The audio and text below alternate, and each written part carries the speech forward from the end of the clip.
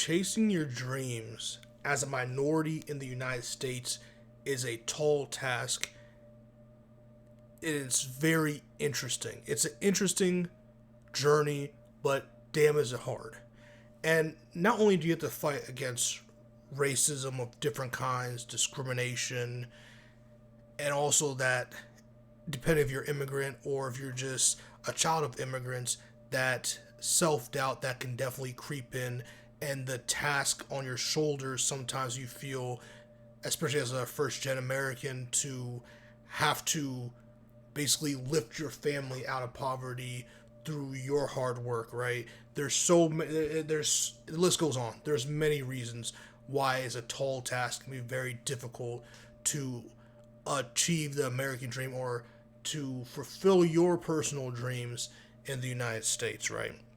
Something that's really interesting is things that we take for granted now versus earlier in time. Like I was born in the 90s, grew up in the 90s, early 2000s, right? An adult in these 2020s here. And something that's interesting is that when I was a kid and growing up, I had to, like, besides speaking to my parents and getting wisdom from them and them passing down what they learned through life through me, when it came to, like, now, okay, I know what I want to do. I want to be in entertainment and all these different things. It's like, all right, a lot of different mindsets and a lot of these different ideas had to come through fictional characters for me. Like, again, during the 90s era of sitcoms, there's a lot of black families on TV, which was awesome because it was like, okay, I can see someone that looks like me going through very similar problems, be it problems through racism, experiencing racism, or just every other anyday things that any family would have to go through, but still seeing someone like me navigate those circumstances was very interesting and very helpful. But I had to do that through these actors that played or voiced these fictional characters through problems that were written via script, right? And something that's interesting as technology advanced and YouTube became more of a thing and podcasts hit the world and all this stuff, right? Is that I didn't have to. That's not the only source now, right? You can go on YouTube if you have an internet connection and YouTube isn't banned in your country. You can go on YouTube and type up a situation or a circumstance, and hopefully you'll be able to see someone that looks like yourself with similar circumstances as yourself go through something that you're about to go through or that you're currently going through now, right? It could be something as simple as, I want to say simple, but it could be something like, hey, I'm a high school that's like a junior applying for schools or like a senior applying for schools, and I want to go to XYZ school. Like, these are my top three choices. What is it like being a black student at these universities? What are some fraternities I can join? What are some clubs that I can join? Like, how is the certain professors? Like, there's so many. You can test racial and social climates through listening and watching other people's experiences and testimonials on these said things. Whereas a lot of that was not a thing, obviously, when I was growing up. Now, while I was in high school, entering college, it was there, but not like it is now. Now there are so many different creators with so many different backgrounds, or not even if they're not full-time content creators, just people who picked up a phone or a camera or something and decided to talk about their experiences. You can find that a lot more. There's so many podcasts now where there's people in different professions that go on these podcasts or these different platforms and are able to speak about their experiences and help give some type of guide or some type of advice or some type of structure to someone who's trying to chase that dream, who is a minority in the United States, right? And that's very interesting because, again, people like myself, people like my siblings who are much older, that kind of information, those kind of resources weren't readily available. You just got knowledge passed down from your parents. You went to the library, and then of course, if you're a big TV person or movie person, you saw some of these fictional stories that, if usually made by someone who's like you, is the best way to tell some of these stories, and you'd get some of these interesting life lessons from some of these characters, right? And some of these stories, fictional stories. But now you can get real world instances from other people who look like you, and I always find that very, very, very interesting. And you can, because there's certain things you're going to have to deal with, like a black person going to have to deal with, the other races are not going to have to deal with, when it comes to the more nuanced discussion about racism and how racism can affect different groups of people, right? So it's always interesting, but at the same time, there's so much misinformation and so much marketing manipulation online, and that can lead to a lot of dangerous things. There are people who are very lost in life and find themselves down the wrong rabbit hole on the internet, and boom, you're on an Alpha Male podcast, and then you turn into a completely different person, right? Or you take a completely different track in life than where you're on. And so it's one of those things where the internet's a gift and a curse at the same time, right? But I do think there is something to be said, and something beautiful that I've experienced myself throughout my college and post-college years, of seeing different minority groups pass on lessons to other people through the internet. I always thought that was very interesting, because I see it as an open book resource for a lot of people to be able to get help, and otherwise they wouldn't be able to get help, or they'll have to pay a lot of money to get help with these these online courses that everyone and their mother tries to sell online so they can get money for their life. You know what I mean? And it is very important, I think,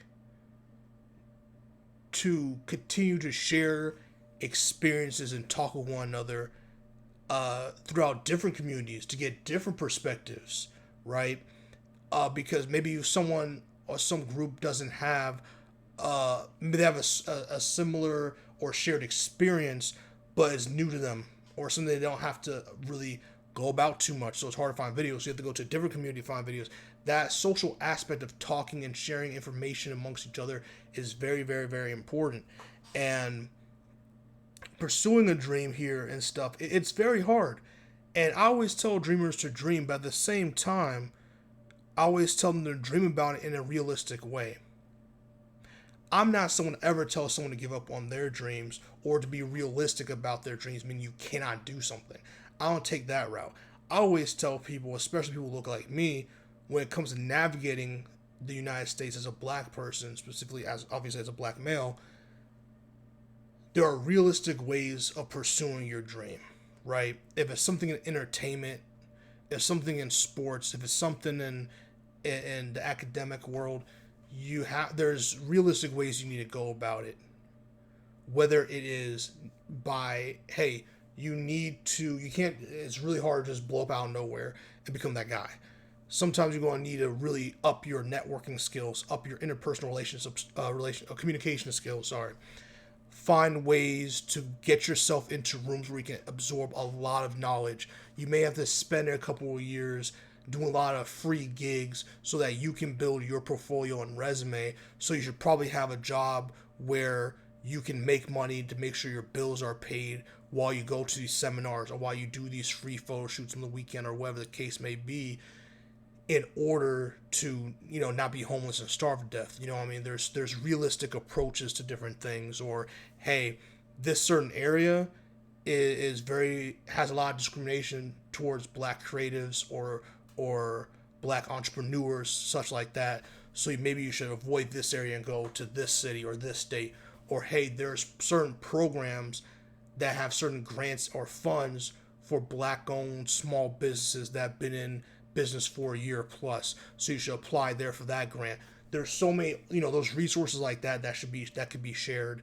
And I feel like people aren't utilizing that. I feel like people are very scared to ask questions. I feel like people are scared to trust one another, and with reason. But you have to at some point, you can't do everything yourself. At some point in this life, someone has to take a chance on you. It could be as simple as you just trying to get a 9 to 5. Someone has to take a chance on you in order for you to get that 9 to 5. Even if someone's in the company and they recommend you, someone, either that person that recommends you or the person that's listened to that recommendation, they're taking a chance on you turning out well. So you need someone to take a chance on you. And I feel like this lack of trust is leading to a lot of people going through life very misguided. I'm not saying that's the sole reason for unemployment. I'm not saying that's the sole reason for struggle. I'm saying that is one of the plethora of reasons why people struggle out here, man.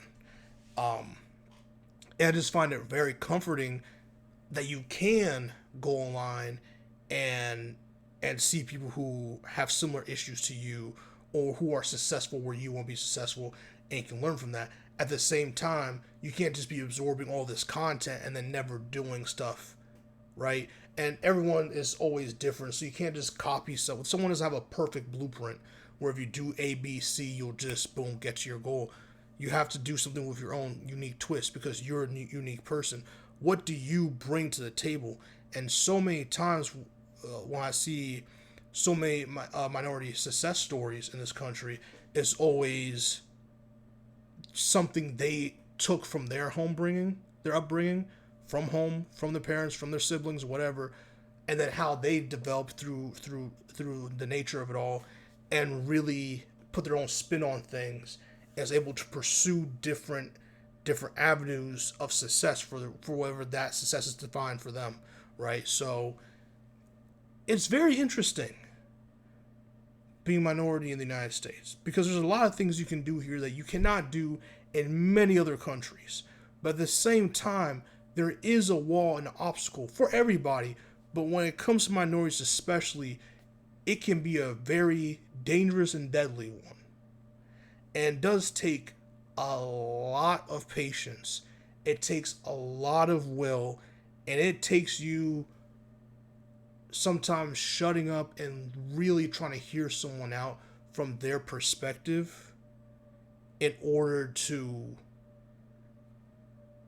broaden your own, if that makes sense, in order to really get to the next level wherever you're trying to get to. Again, it could be any career path. It could be engineering. It could be acting. It could be plumbing. It could be being an electrician. There's so many different routes in life, and each route has a different level you have to get to from the next to the next to the next to get to wherever the end goal that you deem is the end goal for you, right? Or wherever goals you're trying to set for yourself to get there. So, again, I always tell people be very open-minded, be very disciplined, ask questions. Ask questions. It's okay to ask classmates questions. Sometimes bosses, they're in their own worlds. Sometimes they're way older. They don't relate to certain issues, or they forgot what it is to be in your shoes. So that's why sometimes it's nice to just connect and network horizontally instead of vertically, and really hearing your peers out and connecting with your peers and befriending some people and having some associates in different places so that when it's their turn to get higher, they can bring the ladder down, and vice versa. So there's this very interesting spot. And I do believe in band together and as multiple minority groups, understanding one another, learning from one another, and helping each other out. Because this division is not necessary. And it comes from a place of ignorance, a place of fear. And I mean, I hope one day it can all just, but at the end of the day, it's not something that's going to happen tomorrow.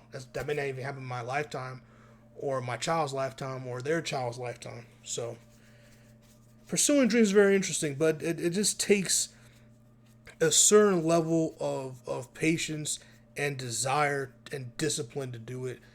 And amongst anything else, seeing people who look like you succeed. And I love that now it's not just fictional characters. There's plenty of real world examples as well. And I think that is a boost, and I hope it continues to trend that way. Like, comment, subscribe, and share. See you on the next one.